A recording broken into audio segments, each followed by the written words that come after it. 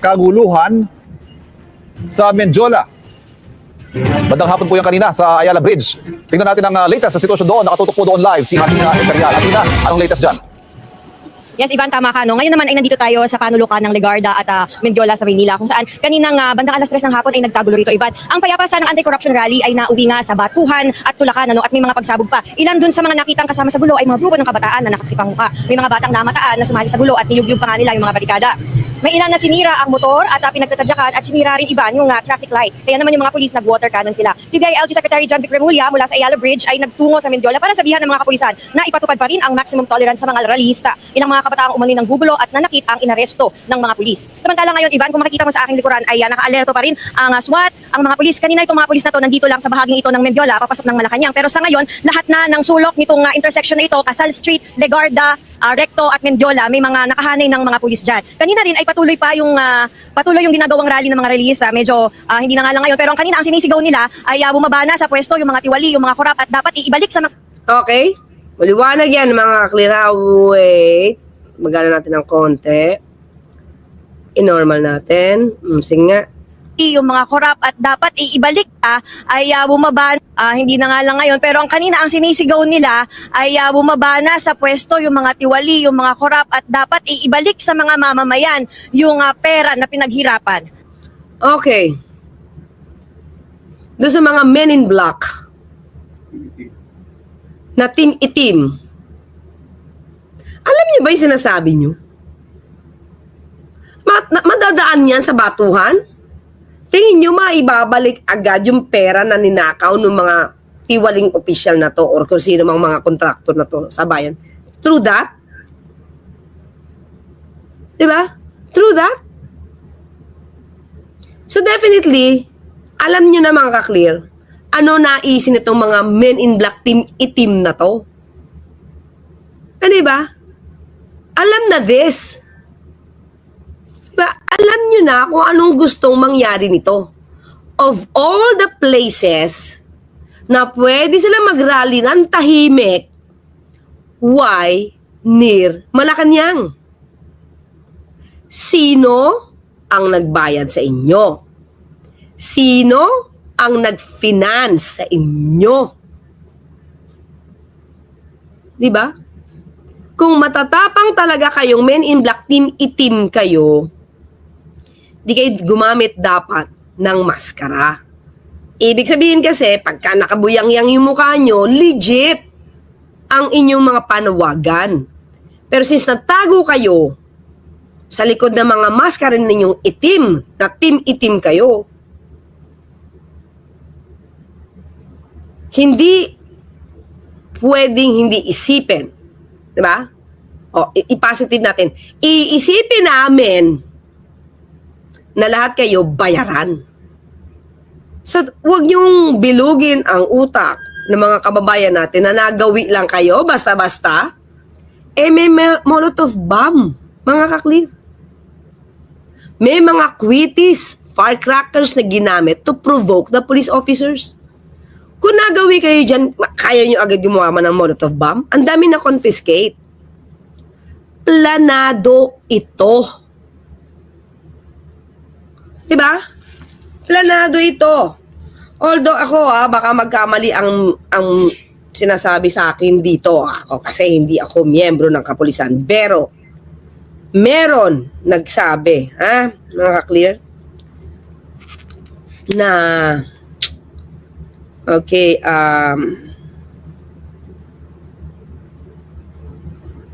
sabi dito, 3 pulis nasugatan. Baka nga meron pa. Alam ko 3 ay 10 At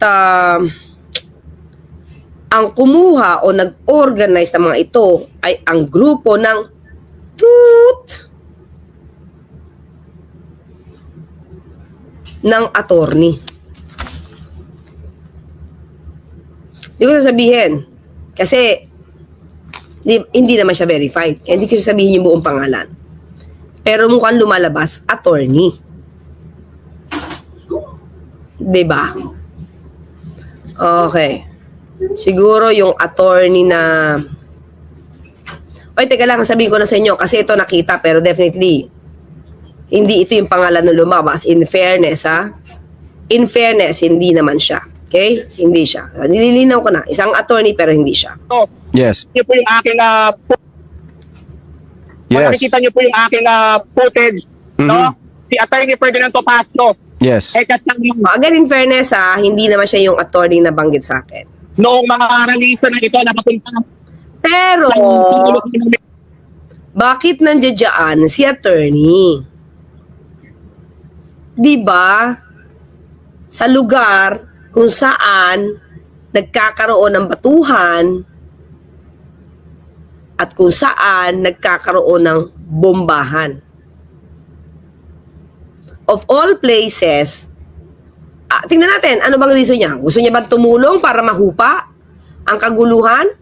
Let us see, Let us see. Kaya lang, dito siya sa Mendiola kung saan medyo may sumisigaw na mga Duterte. Nagkataon lang ba? Mendiola peace check, no? Sinasent nila, iba yung sinasent nila eh. At ito, kinaka-confirm natin na ito ay pro-Duterte supporters. Oh. Yung mga pro-Duterte supporters, nandun sa Mendiola. Diba? Of all places. Dahil Ayun. nga nandito si Attorney Ferdinand Topacio Yes. at yung kanilang isinisigaw ay pro-Duterte. Pro-Duterte. Ayan. Diba? Bakit kayo sisigaw ng pro-Duterte sa rally ng para sa laban sa korupsyon? Pro-Duterte dahil corrupt ang mga Duterte? Pro-Duterte for what? For what? Ayun lang ang tanong. Bakit kailangan yung isigaw yung pro-Duterte? Tapos nandiyan yung mga nagbabato na gustong pumasok sa Malacanang. Diba? So, ang tanong natin, sino ang nag-finance dito? For me, sa akin to. Di ko kayang paniwalaan sa utak ko bilang isang lawyer, bilang isang ordinary mamamayan, na walang nag-finance dito. Diba? Bakit nandiyan ang pro-Duterte? Tanong ko lang yun. Di ba? Anong gusto dito? Pababain sa pwesto ang Pangulo? At sino ang makikinabang? Pro-Duterte? Di ba? O, sige tuloy. Nakaitim si Attorney Ferdinand. Nakaitim din. What a coincidence. What a coincidence. Yung nasa likod niya, mga nakaitim din. What a coincidence. Di ba? Topacio, no? Ito si Attorney Ferdinand Topacio. May mga kasama rin siya. Kasama niya. Alright, Dito sige. nagmamata sila. Marami sila. Nakaitim din yung mga sa likod niya. Oh. Already, ilang daan ito, siguro more than 200 people Diba? O, more than 200. itong nakikita natin ngayon. Right. Oh, mga nakaitim. Ang tanong ko lang naman, inosenteng tanong ito. Bakit sa Mendiola kayo gustong mag-rally? Hindi ba kayo tanggap sa People Power Monument sa EDSA? Diba? Ano ang gusto nyong gawin sa Mendiola? Yung mga naiimbestigahan naman, mga kaklir, di naman ang sinisigaw si PBBM na may di umanong malaking mga insertion na nakupit Diba? Tingin ko rito mga kaklir, ang basa ko dito, gusto nila mawala ang Pangulo Marcos Jr. para matigil ang pag-iimbestiga. Dahil pag nagtuloy-tuloy ang pag-iimbestiga na to, baka maraming sumabit, lalo na nung nakaraang administrasyon. Di ba? Kaya pipilitin nilang mawala si Pangulo, si PBBM, para yung mga ginawa nila nung nakaraan, di na mabulatlat. Hindi na ma-expose. Diba? Diba? Kung totoong ito makabayan. Diba? unahin nyo na muna yung 13,970 na flood control projects ng dating Pangulong Duterte. Kung nag-i-exist ba siya?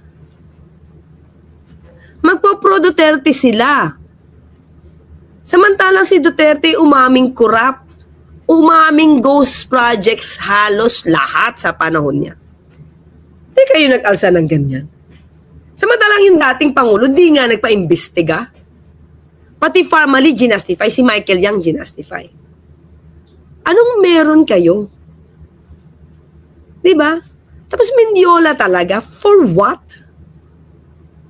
Halata ba, mga kaklir? Halatang halata ba? Diba? Oh. Siguro Marsa, Okay. patungo dito sa panulukan Oo. ng Mendiola Peace Arc. Bert. Di ba? Yes. Sige. Ito nangyari, mga kaklir. So, alam mo, unang-una, mga kaklir, sino ba ang gustong mawala ang Pangulo sa pwesto? Di ba sila lang? DDS lang.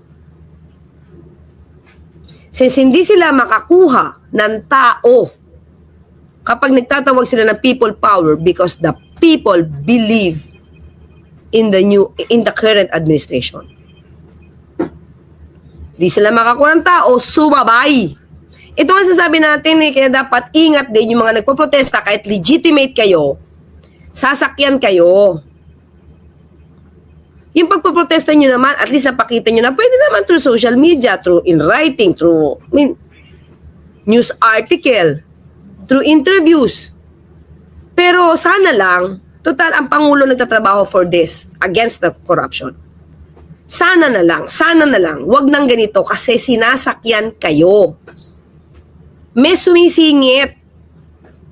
Iilan lang to mga iilan lang tong namba to. Pero dahil maraming miron. Ang dami kumukuha. Hindi naman lahat yung bumabato, mga klik, kung mapapansin nyo eh. Nagbe-video yung iba. Pero since maraming tao, ang dating is marami sila. Diba? Ngayon, dahil maraming mga miron, ang dali nilang humalo. Kapag nakapagbato, nakapanakit, hahalo sila. Mag-iiba lang ng damit, tapos makakaalis din ulit. So ako personally, hindi galing sa Pangulo to. Personally, yung pagpoprotestang ganito, okay na po, nasabi nyo na po ang gusto nyo, nadinig na po yan ng Pangulo, nadinig na po yan ng administrasyon. Pero sana lang, wag nang maulit yung ganito kasi may mga masasamang elementong sumasabay. Diba? So, mga kaklir, lahat nakamas, nakaitim, may molotov bomb, may quitties, firecrackers. Anong tingin nyo? Hindi planado? Hindi organized? Sino-sino ang kasama ni VP Sara sa Japan? At ito rin yung sinisigaw. Tingnan natin. Okay. Wait na, Saan ba yun, mga clear? Tingnan natin dito, Ito, tinake up pa to ng Tingnan natin. Ito. Ayun. Makita ko lang. Saan ba yan? Batayaw.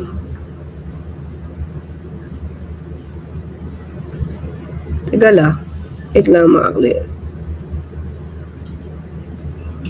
Yan.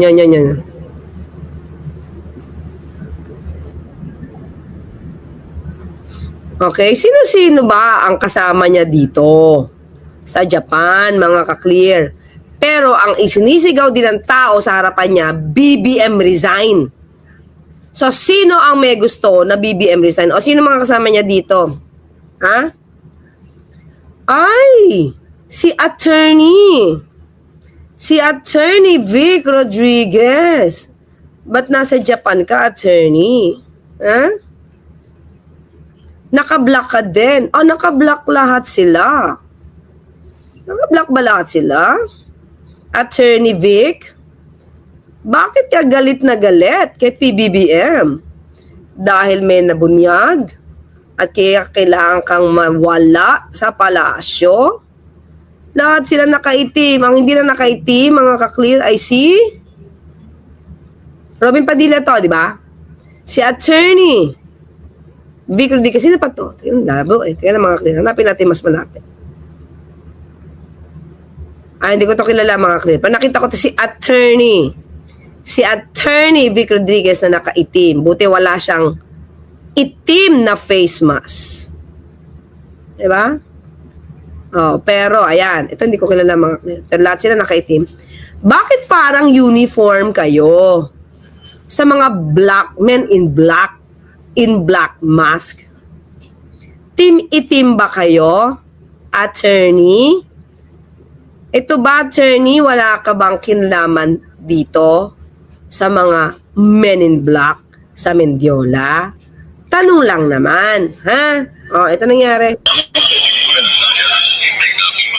Mga ka-clear, tignan nyo talaga ang Pangulong Marcos Jr. Maximum tolerance talaga. Tingin nyo, sino ang maglalakas ng loob na manunog kung walang nag-utos? Sino ang makakapag-trigger sa kanila na gumawa ng krimen? Arson yan. Diba? Kung walang nagbayad. Don't tell us na itong mga kabataang ito, ginawa ito para sa bayan. Kung para sa bayan yan, dapat di kayo nagtatakip ng mukha. Sino nag-utos sa inyo, mga kabataan kayo, na magtakip ng mukha?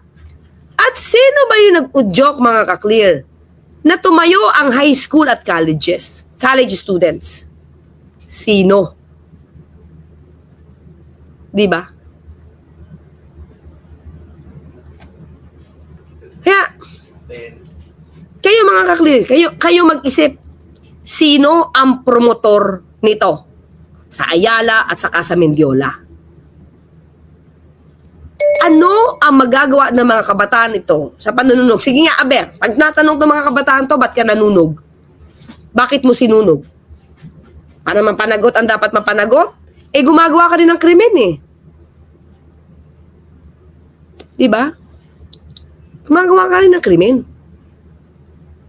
So, sino nag-utos sa inyo no gumawa ng krimen? At ginamit pa talaga yung mga kabataan para ano? Hindi makasuhan? Napakasamang isipan. Napakasama ng isip. Napakasama ng puso ng financier nito. Para makapanghikayat, magkagiba ng gobyerno, kukuha ng kabataan. Para ano? Walang liability? What a shame. Para lang makuha ang pwesto. Mga ganit sa posisyon, mga ka-clear. Ang may utak nito. Di ko man sabihin sa inyo kung sino, alam ko sa sarili nyo kung kanino galing ito. Kung sino ang promotor nito. Di man isang tao to, grupo ito, na yan talaga ang pinlano. Ang sigaw, Pro Duterte sa Mendiola, sila nakaitim lahat. Diba? Ilang katao ang binayaran nila? Kasi dito daw, mga ka-clear, sa Ayala, parang konti lang. Dumami sa Mendiola. Dumami sa Mendiola. Diba? Tapos nung sinunog nila to, mga ka-clear, nung sinunog nila to, ang pagkakaalam ko, kasi at that time nasa Channel 5 ako eh. Nasa Channel 5 ako, nakita ko talaga yung kasi live yun eh. So nakikita ko yung feed. So, alam niyo, tingnan nyo hindi naman natutulog yung Diyos eh. Alam mo ba na apula agad ang, syempre umapoy itong trailer dito mga. Pero umulan eh. Naapula agad. Naapula. Kung di ako nagkakamali, alam ko sa Ayala yung naapula agad ha.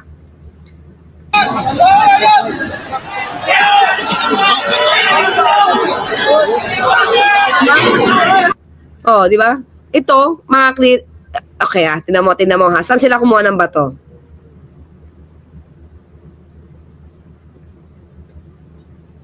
Saan sila kumuha ng bato? Ayan dito.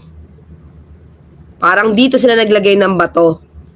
Baka gabi pa lang, nandyan na yung mga bato na yan. Mga clear. Ha? Ayan Planado to. Huwag kayo maging inosente. Nag-inosentehan kayo eh. Alam naman namin kung sino pinaglalaban nyo. Ayan Dito nilagay yung malalaking bato.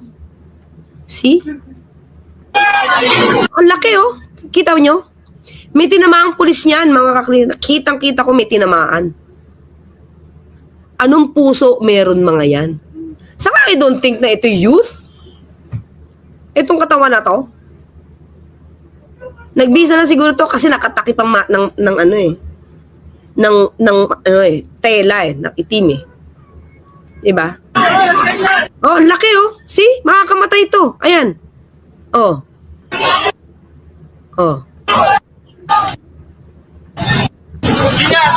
Diba? Ito na ginamit. Diba? Kasi porket alam nila na pwede kung ito ay 12, 13, 14, walang liability. Ginamit ang mga kabataan dito. Anyway, yan naman ang sigaw ni Chavit Singson. Mga kabataan, tumayo kayo para sa isang revolusyon laban sa korupsyon. Diba? Ang sama. So, sino ang kayang magbayad niyan? At sino ang nanawagan na mga kabataan? Diba? Ay tumayo. Mga clear. So, kayo na po ang maghusga. Kayo na po ang maghusga. Tingnan nyo, pati yung uniform nila sa Japan. Itim. Coincidence? Nagplano ba sila para nagplano ba sila na tumuloy sa Japan para kung ano man ang mangyari dito as if wala silang alam? Tanong lang yun. Parang it's a creation of a wild imagination. Diba? Pero ang panawagan pa rin sa Japan, paninira pa rin sa gobyerno, paninira pa rin sa Pangulo. Diba? Kahit naman si Attorney Vic Rodriguez, anong gusto niya? Maupo si Sara. Bakit? Natanggal Natanggal sa posisyon Bakit? Issue ng korupsyon Diba? May issue ng korupsyon. So, ano na-expect natin? Matutuwa ba siya? So, ngayon, kung si VP Sara ang presidente, anong mangyayari sa kanya? Tuloy ang ligaya? Yung mga dapat kasuhan? Happy again? Kasi kaalyado? Diba? Yun na, mga kaklir. Diba? So, nakakadismaya lang kasi yung mga kabataan, alam ko, biktima sila. The problem is, nagpapabiktima sila para sa pera. Hindi ako maniniwalang kikilo siya ng ganyan na walang bayad yan.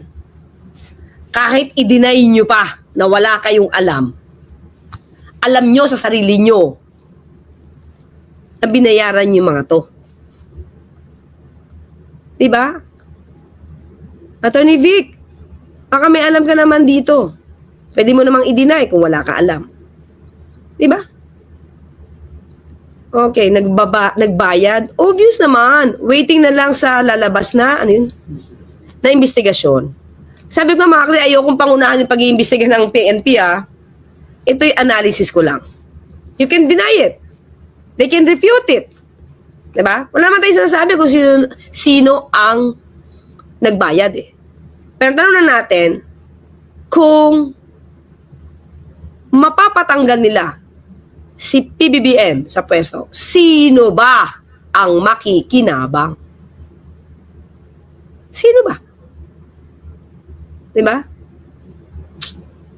Yeah, di ba, Rowena, from south of France.